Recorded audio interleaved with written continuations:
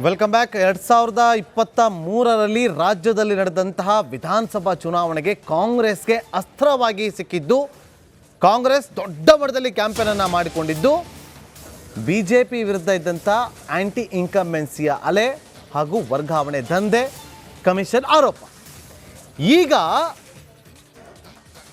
ಕಾಂಗ್ರೆಸ್ನ ಮಾಜಿ ಸಚಿವರೊಬ್ಬರು ಕೊಟ್ಟಂತ ಹೇಳಿಕೆ ಇದೆಯಲ್ಲ, ಇಡೀ ರಾಜ್ಯ ಸರ್ಕಾರವೇ ತಲೆ ತಗ್ಗಿಸುವಂತಾಗುವಂಥ ಹೇಳಿಕೆ ಅದು.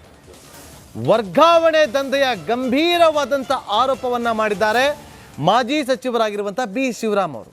ಆ ಮೂಲಕ ರಾಜ್ಯದಲ್ಲಿ ಕಾಂಗ್ರೆಸ್ ವರ್ಸಸ್ ಕಾಂಗ್ರೆಸ್ ಆಗಿದೆ. ಸರ್ಕಾರಕ್ಕೆ ತಮ್ಮ ಸ್ವಪಕ್ಷದಿಂದಲೇ ಇಂಥ ಒಂದು ಕಮಿಷನ್ ಆರೋಪ ಕೇಳಿ ಬಂದಿರುವಂಥ ಹಿನ್ನೆಲೆಯಲ್ಲಿ ತೀವ್ರ ಮುಜುಗರ ಅಂತೂ ಆಗಿದೆ, ಯಾವುದೇ ಅನುಮಾನವಿಲ್ಲ.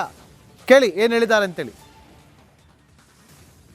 ಆರೋಪ ಬಿಜೆಪಿ ಸರ್ಕಾರ ಇದ್ದಾಗ ಬಂದದ್ದೇ ಕಾಮಗಾರಿ ವಿಚಾರದಲ್ಲಿ ಕಾಂಟ್ರಾಕ್ಟರ್ ನೇರ ಬೀದಿಗಿಳಿದು ಹೋರಾಟ ಮಾಡಿದ್ರು 40% ಅಂತ ಅಲ್ಲಿಂದನೇ ಪ್ರಾರಂಭ ಆಗಿದ್ದು. ಅದಿಲ್ಲ ಅಭಿವೃದ್ಧಿ ಏನೂ ಆಗಿಲ್ಲ, ಅದರಿಂದ ಯಾವ 40% ಅಲ್ಲಿಲ್ಲ.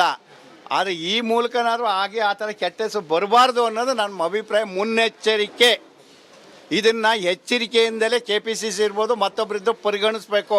ಹೇಳಿದ್ರಲ್ಲಿ ಎಲ್ಲೋ ಸತ್ಯ ಇದೆ ಅನ್ನೋದನ್ನು ಅರ್ಥಕೊಂಡ್ರೆ ಒಳ್ಳೇದು, ಇಲ್ಲಾಂದ್ರೆ ನೋಟಿಸಾರ ಕೊಡ್ಲಿ, ತೆಗ್ದಾರ ಹಾಕ್ಲಿ, ಏನಾರ ಮಾಡಿಕೆ. ಒಂದು ನೇರ ಮಾತಾಡ್ತಿದ್ರ ವರ್ಗಾವಣೆ ನಿಮ್ಗೇನದು ಅನುಮಾನ ಏನಾಗಬೇಕಾಗಿದೆ? ನನಗೆ ಇರೋವಷ್ಟು ದಿನ ಪ್ರಾಮಾಣಿಕ ಪಕ್ಷ ಸಂಘಟನೆ ಮಾಡ್ತೀನಿ, ಅವಕಾಶ ಕೊಟ್ಟರೆ.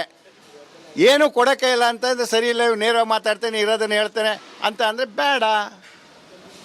ಈ ವರ್ಗಾವಣೆ ವಿಚಾರದಲ್ಲಿ CM ಗಮನಕ್ಕೆ ತಂದಿದ್ದೀರಾ? ಒಂದಷ್ಟು ಎಷ್ಟು ಸಾರಿ ಹೇಳಿ, ಎಲ್ಲರ ಸಮ್ಮುಖದಲ್ಲೇ ಬೆಳಗಾಮಲ್ಲಿ ಹೇಳಿಬಿಟ್ಟಿದ್ದೀನಿ. ಪ್ರಮುಖವಾದ ಆರೋಪ ಬಿಜೆಪಿ ಸರ್ಕಾರ ಇದ್ದಾಗ ಬಂದದ್ದೇ ಕಾಮಗಾರಿ ವಿಚಾರದಲ್ಲಿ ಕಾಂಟ್ರಾಕ್ಟರ್ ನೇರ ಬೀದಿಗಿಳಿದು ಹೋರಾಟ ಮಾಡಿದ್ರು 40% ಅಂತ ಅಲ್ಲಿಂದನೇ ಪ್ರಾರಂಭ ಆಗಿದ್ದು. ಅದಿಲ್ಲ ಅಭಿವೃದ್ಧಿ ಏನೂ ಆಗಿಲ್ಲ. ನಮ್ದು ಏನಂತ ಅಂದರೆ ನೋಡಿ, ಎಲ್ಲೋ ಒಂದು ಕಡೆ ನಾವು BJP 40% ಅಂತ ಹೇಳಿಕೊಂಡು ಈ ಸರ್ಕಾರ ಅಧಿಕಾರಕ್ಕೆ ಬಂದಿದೆ.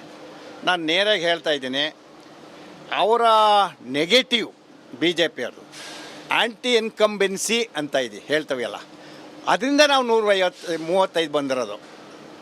5 ಗ್ಯಾರಂಟಿಯಿಂದ ಅಲ್ಲ, ಗ್ಯಾರಂಟಿ ಈಗ ಅನುಷ್ಠಾನ ಮಾಡಿದ್ದೀವಿ, ಅದ್ರ ಮೇಲೆ MP ರಿಸಲ್ಟ್ ನೋಡ್ಬೇಕು ನಾವು ಅಲ್ವಾ?